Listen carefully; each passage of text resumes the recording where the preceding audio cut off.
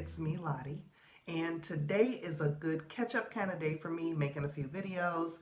And today, what I'm going to share with you is my recipe for coconut rose rice pudding. Yesterday was kind of a rainy day. I was out and about a little bit, and it really seemed like a good comfort food sort of day. I happened to have all the ingredients. I decided to come home, and a few people have asked for the recipe, so I decided to document it as best as I could to share with you the recipe. So let's get to it. These are the ingredients that we need, and I'm going to be mixing this up. I didn't have enough of one of the, this one is almost gone, so we're gonna use this as the backup. But I noticed that it's already vanilla, it's sweetened, so we'll have to watch our sugar amount with that. This is my particular favorite brand of rose water for cooking with. There are several others. Choose what you like.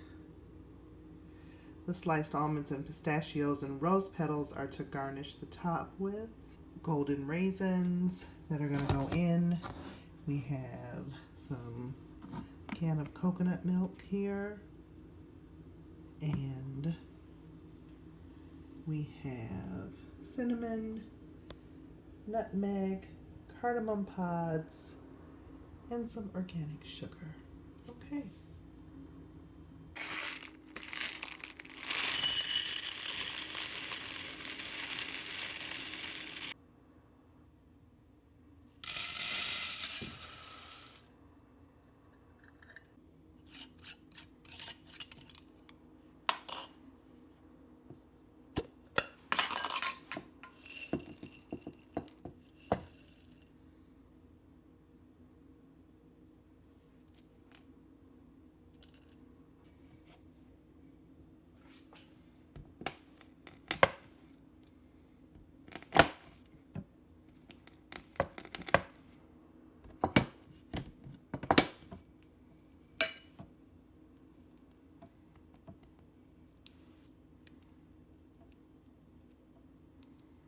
This is what the seeds look like, and they smell amazing.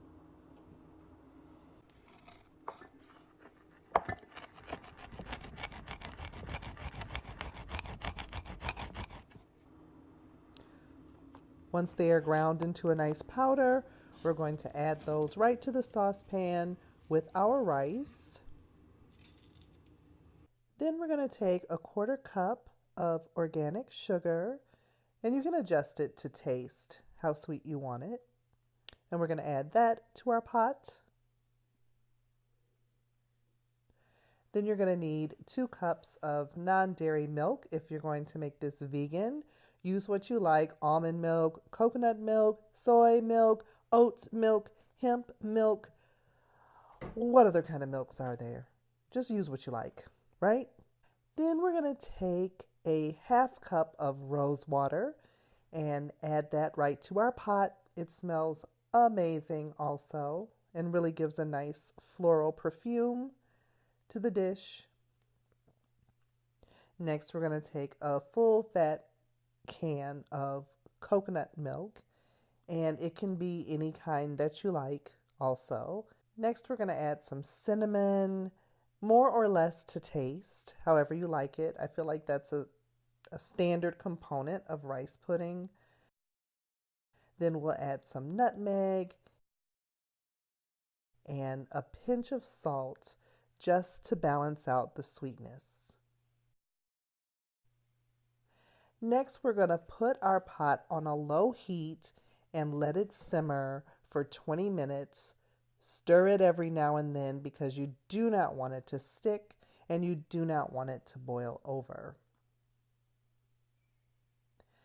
After 20 minutes, we'll check and see what the consistency is. As you can see, the rice is starting to absorb the liquid.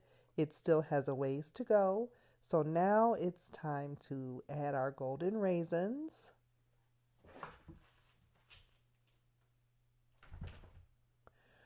I added a 1/2 cup of golden raisins to our rice and milk mixture, and then I stirred that for a while.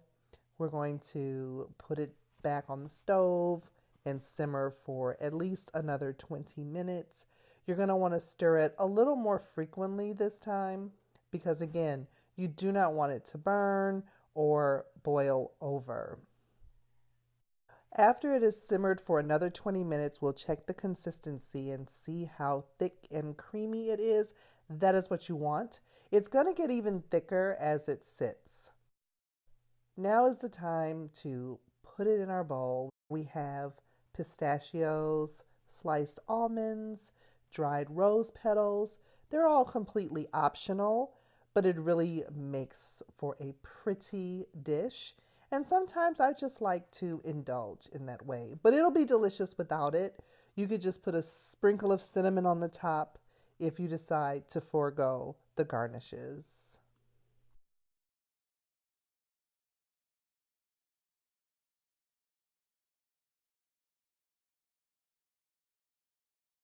And there you go. Isn't it beautiful? This is one of my favorite desserts. We're going to cover it and let it chill overnight.